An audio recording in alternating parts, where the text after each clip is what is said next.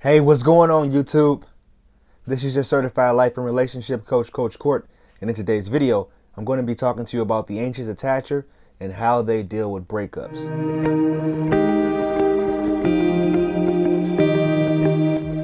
Thank you for sticking around. I appreciate you guys' support. And for this video, I got something really special for you because it's something that sits really near and dear to my heart. As you know, I am a recovering anxious attacher. And when I coach my clients, I can speak to them from a personal experience, not just some book. I can speak to them from what I've dealt with and also from what I've learned in relationship coaching school and the previous coaching clients I've had.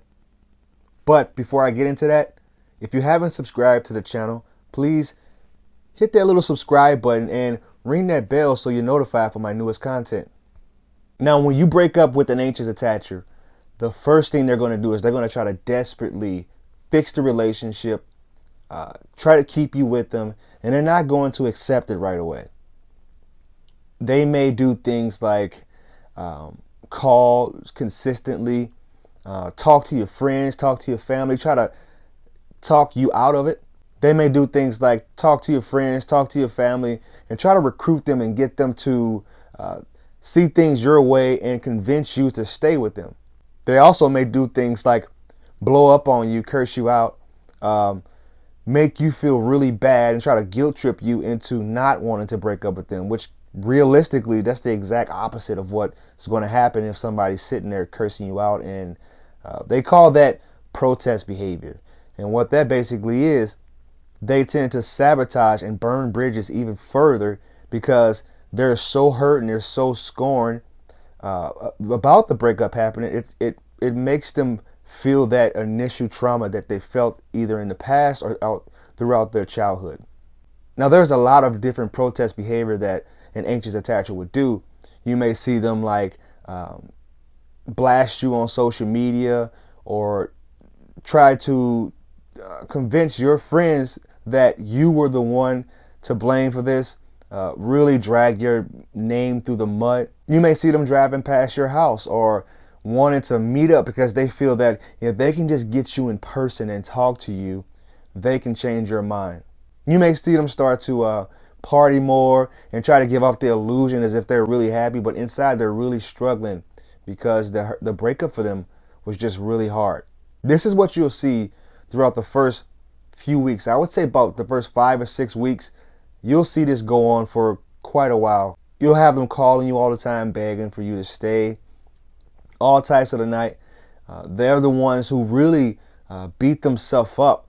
They really take it hard because many times anxious attachers, they put all of the blame on themselves, feeling like it was something that they could have done to change.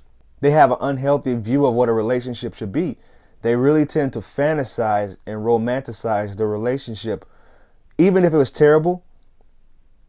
Even if it's something that was unhealthy and they didn't want to get back into, because they have an unhealthy attachment style, they will often paint a picture that's better than what the relationship actually was. Now, one thing I do have to give anxious attachers is when they attach to somebody, they are very dedicated and very committed to that person. But at the end of the day, it's usually an unhealthy commitment because they tend to smother and engulf their partner in their relationship, giving them no free time.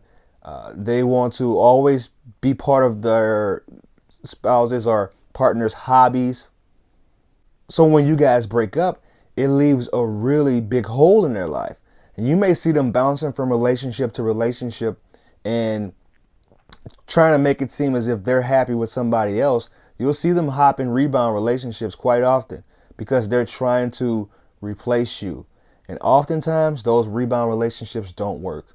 Not even longer than 3 to 4 months. Because eventually that rebound person is going to see that this person is really unhealthy and not really happy with themselves, because anxious attachers, they have a hard time feeling comfortable within themselves. So they turn to something outwardly. And when they're trying to find something to fill that void that you had in their relationship, you may see them start to neglect their work, start to neglect their friends and their family, They'll ignore their families and friends' advice, which I don't believe that people should take advice from friends and family throughout breakups, because oftentimes they'll sell you something that's kind of skewed and a bit biased. So I really don't recommend that people actually take advice from their friends and family. Eventually, though, once they finally get the hint that this thing that you had is gone and no longer something viable, eventually, though, once they finally get the hint that this thing is no longer something that is worth pursuing, they'll move on in a healthy way. So if you found this video of any value, please like, comment, and share.